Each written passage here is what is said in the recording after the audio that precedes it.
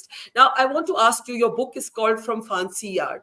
Why? Why is it? A lot of people will not get the reference, so please do tell us. Yes. Yeah, actually, that is because in the first half of our incarceration, when we were in Yerwada, we were actually kept in the Phansi Yard. That's the death row. So there were 4 cells. Actually, there were 5. One was just used as a storeroom. So there were 4 cells. 2 were occupied by 2 sisters who were on the death row. And then there was myself and Professor Shoma Sen, we are co-accused in our case. And we were, and as I said, the 5th was used as a storeroom and for the.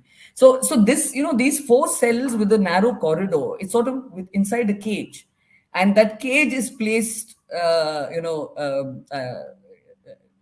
overlooking a ground. So actually, it was from it was, I call it a cage with a view. So it was a when we sat in the corridor, we could see the ground, we could see the women. I mean, there. clearly, you developed some prison humor. Fortunately, I have a way of laughing through myself through life. So I think that's what's kept me sane. And from the back of our cell, we could see the factory where women would come to work. So, there was, so it was from there. It was not about it. So the book is not about Phansi Yard, but it is from Phansi Yard. It is a view from the Phansi Yard. Though, of course, all the conversations happened outside it. When we're in the van going to the court, or when we're standing in the line for the mulakat, or struggling to. What happens to women? And of course, this could apply to some male prisoners as well. But as you said, more women are abandoned once they're inside jail. What happens to them? Women who can't access lawyers, who don't have families, whose families just leave them. What happens to them? They basically just stick it out. And the other thing that I must tell you, Barkha, that because a lot of them, Yerwada was a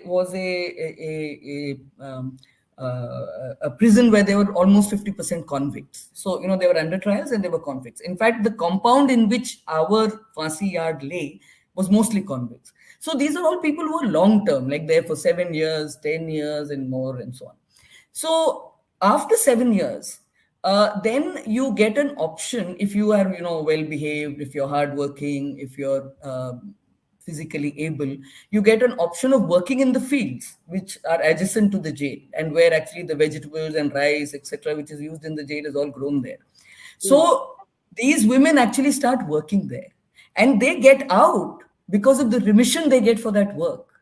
It's not by appealing to the high courts and Supreme Courts, to which they have no access. They don't have the kind of, technically they can file a jail appeal through the jailer and send it to the High Court, the Legal Services Authority, or the Supreme Court. That never works. So actually, in life, they only have work to rely on, and even in getting out of jail, the only thing they have to rely on is work. So they work, and that work gets them remission. And what happens to women? What happens to women who have children? Now, women who have children can keep them till the age of 6, and after the age of 6, the children can't be kept there. So now that means that if somebody else is willing to take that child through the court, then that's fine. Otherwise, the child is sent to a sanstha, to a children's home. So the mother is in jail here, the child is in jail there, and here again, there's a lot of need of more communication between the two.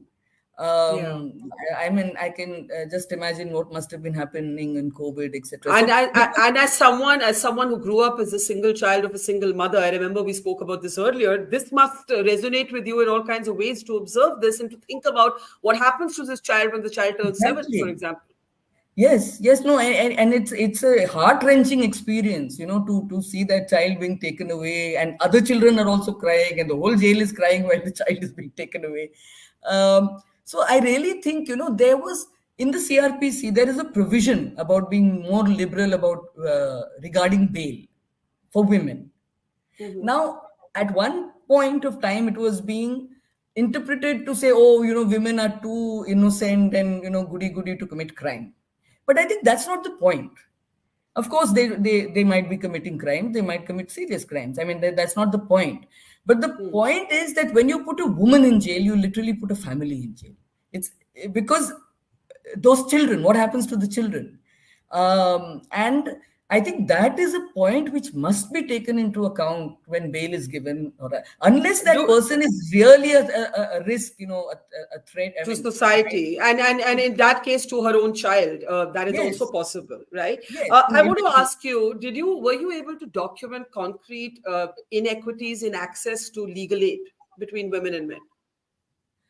See, actually, what I wrote is was all in Yerwada, because then when we went to Baikala, which Yeah. I was in Yerwada from November 2018 to February 2020, and then after that then after that was COVID. So from February 2020 to December 2021, I was in Baikala, but I stopped writing because I was in the barrack, and then I actually became a lawyer. So I was vakil auntie. People would come with applications and all that. So then it became, as a lawyer, it's not proper to divulge the confidences of your client. Even here, I have not mentioned names, but But you're not I, are you a trained lawyer?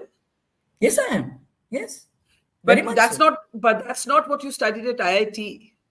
No, at IIT, I studied MSc Mathematics, after which I went to the trade union. And it was in the course of my trade union work that it was my trade union comrades basically who made me a lawyer. Yeah. And I became lawyer at the age of 40.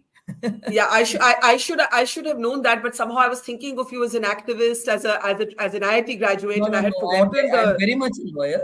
I became a lawyer in the year 2000, and after that, I was practicing in the initially in the labor courts, and then later on in the Chhattisgarh High Court.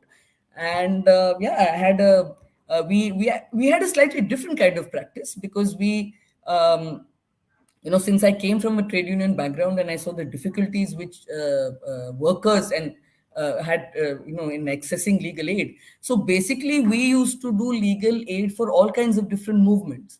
So there were communities who were facing land acquisition, or environmental degradation, or the Adivasis needing forest rights. And so those were the kind of cases our group of lawyers used to do. Okay, So in that sense, I was very aware of legal aid and the problems of legal aid.